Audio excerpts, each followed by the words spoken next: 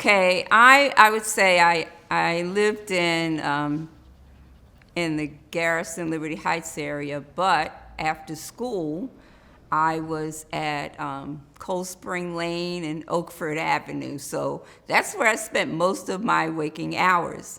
In addition to, we had so many rec centers that we were able to go to growing up in Park Heights. And I attended Pimlico Junior High School. So we would walk from Pimlico down to Cold Spring and just do what we do after school work and then hit the rec center. Oh my goodness, it was just wonderful. So we're talking about 1966 to 69, 70. We had our choice. It felt like I can remember 5 to 7 recreation centers in the Park Heights community. We did not have to worry about any place safe to be after school. Also during that era, we had a lot of stay-at-home moms. So both of my parents worked, but I had several friends and their moms were there. They made sure we had after-school treats, and they made sure that we were safe. We had to do check-ins with them. So it was just wonderful growing up here in the Park Heights community. What I feel was most beneficial for us growing up here in the Park Heights community was there was always a safe place for us to go. I can remember at least 3 recreation centers that we were able to visit based on where the families lived that I stayed with. And I learned how to sew and make my own clothes by going there. We had cooking competitions between the different recreation centers, a lot of outdoor activities. It was volleyball. The guys would play baseball and try to keep the girls from being a part of it. Unfortunately, that's the way it was back in that time. But the dances and the creativity of the dances that we had in the evenings, that was extraordinary because the younger ones, we would have to sit out while the high school students were there, but we were like there to cheer them on and to learn some of the steps that they were putting down.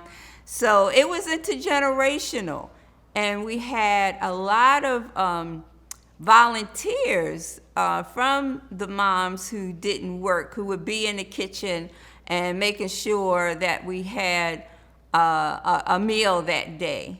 So it was so safe and it was loving.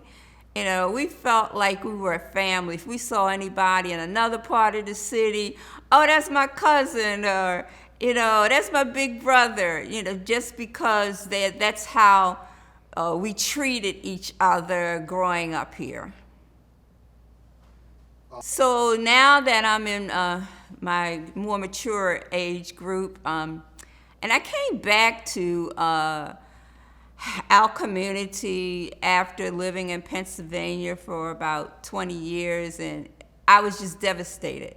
I just could not believe that the beautiful homes and the flowers were no longer there, and just to see that there were children just running rampant and there was nothing for them to do. So I was able to, I tried. It was very hard to find a facility where we could have an after-school program, but I partnered with a church, Holy Nativity Church. They had an empty building next to their little church, and they said, go for it. And so we started out working with the younger children, and then we found that we really needed to do something for the teenagers. So at our center before the pandemic, we were serving 160 youth. So they come in modules. So there might be a dance group that is doing this, is after school. Then during the summer, we have an entrepreneur group. We have a group that makes sneakers. We have a garden group. So there are different things that we are doing at Sisters Saving the City. That's the name of our organization. And I mean, even today, they're going to have a cookout at the facility out in the yard. But it also serves the community. When the pandemic started, we were giving out food. And we also had to have space for children who were alone to come in and be able to have a meal in a safe environment. So I push very hard to make sure that our children in the community know that they have a safe place to come, no matter what their needs. I would have partnerships with all the schools in that community. I go to them, I say, okay, so you have them for so many hours, how can we assist you by having them in our after-school program? So they know Miss Kathryn, everybody knows Miss Kathryn in Park Heights is going to do the right thing and advocate for our young people in the Park Heights community. When I was living in Pennsylvania, and I would come back and visit my parents and family on holidays, driving down Cold Spring and looking at Park Heights, looking at Ricestown Road, it was devastating. I would literally cry when I would see the buildings, the deterioration, just how unsafe it was for our young people, for anybody to walk those streets. And then I would talk to my parents, what happened? And they seemed like they didn't even know how it could have gotten that bad. And so after my children became adults, and I decided, well, I'm coming back to Baltimore. My background is in community economic development, where I work with cities throughout Pennsylvania. And I said, I'm going to use what my skills are and help my community. And so I reached out, and I would go to the meetings that the city would have. Park Heights Renaissance was created. I was part of the group that initiated that. But I still didn't see anything happening for the children. It was still very unsafe. The rec centers were being closed down one by one. So if you lived in a certain community and you had children, there was nowhere safe for them to go. The schools closed, and they're like, well, no, we don't do that here. And that is what encouraged me that I could do something better. And it wasn't just for the Park Heights community. My son, who came to Baltimore with me from Pennsylvania, my youngest son, was killed here. He was beat to death by a mentally ill man. My son was a volunteer, what you might call a street volunteer. He would go to homeless youth and try and get them services. And one guy, he was mentally ill, and I don't know the details of it, but that just pushed me more that we had to do better. And so just praying a lot and getting more insight. Our goal is to build a youth village here in Park Heights, where we can have everything that we need for our young people to be decent, loving, caring people. And the parents can't do it all on their own. We have too many parents. I can say for sure, I have a large percentage of my young people whose parents are either incarcerated or have drug and mental health problems. And the best our youth can get in terms of role models is when they come to the center. And we bring all types of people in who have been able to make it through some of the same issues our children are dealing with, and they come and they're entrepreneurs or they have their own nonprofits organizations. So we are going to do our best for our young people here in the Park Heights community. Well, I attended Pimlico Junior High School.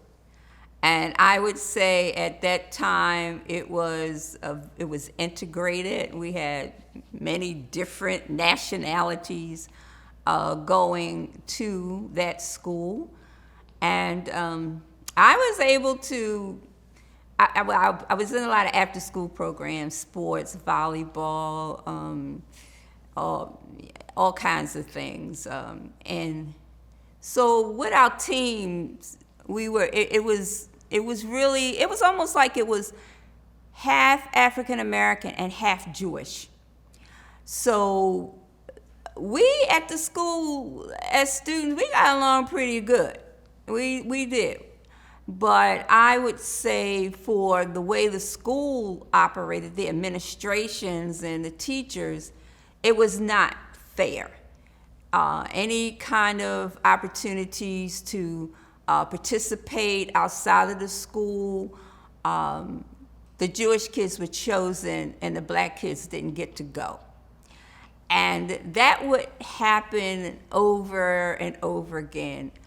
And then we got to a place, I think it was like, might have been 68, I'm not sure when it was, but we had a protest that the black students had a protest because we were just sick and tired of not being able to participate with activities outside of the school or not chosen to take the lead in any kind of events that they had at the school.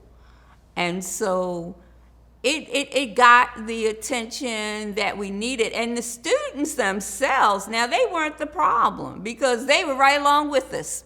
It was integrated protest that because we were all friends and we wanted to do things for and with each other.